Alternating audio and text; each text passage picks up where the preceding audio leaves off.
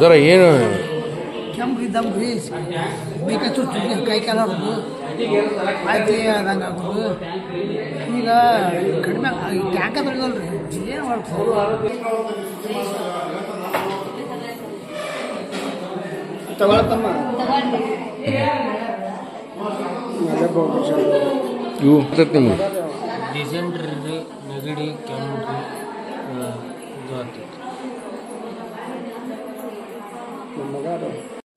So ಎಲ್ಲರಿಗೂ ಏನು ಮಾಡ್ಬೇಕು ಆಶೆ ಇರ್ತಾರೆ, ನಮ್ಮ ಸ್ಟಾಫೇ ಇರ್ತಾರೆ.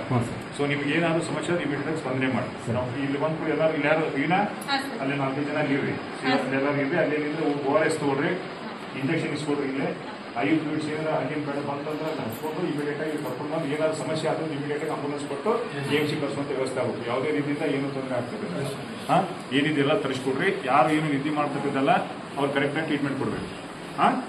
ರೈಟ್ ಅವರು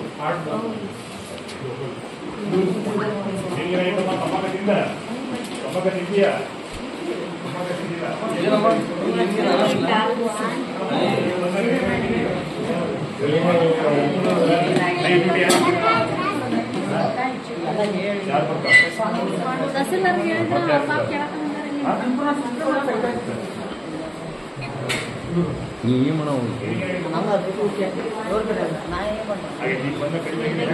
ಸರಿ, ಎಲ್ಲರೂ ಏನ್ ಮಾಡ್ರಿ, ಬಿಸಿಗೆಲ್ಲ ಊಟ ಕೊಡ್ರಿ. ಅವ್ರಿಗೆ ಕೇಳ್ರಿ. ಇಲ್ಲೇ ಈಗ 1ನೇದು 2-3 ದಿನ ಜ್ವರ ಆದವು, ವಾಂತಿ ಭೇದಿ ಆಗಿದೆ. ಸೊ ನಾನು ಅಲ್ಲಿ ನೀರಿದ್ದೇನು ನಿಮ್ಮ ಅಧ್ಯಕ್ಷ ಹೇಳಿದಾಗ ಯಾವ್ದು ಕಟ್ಟೆಬಿಡ ಆಗಿಲ್ಲ ಅನ್ನಕತ್ತಾರ.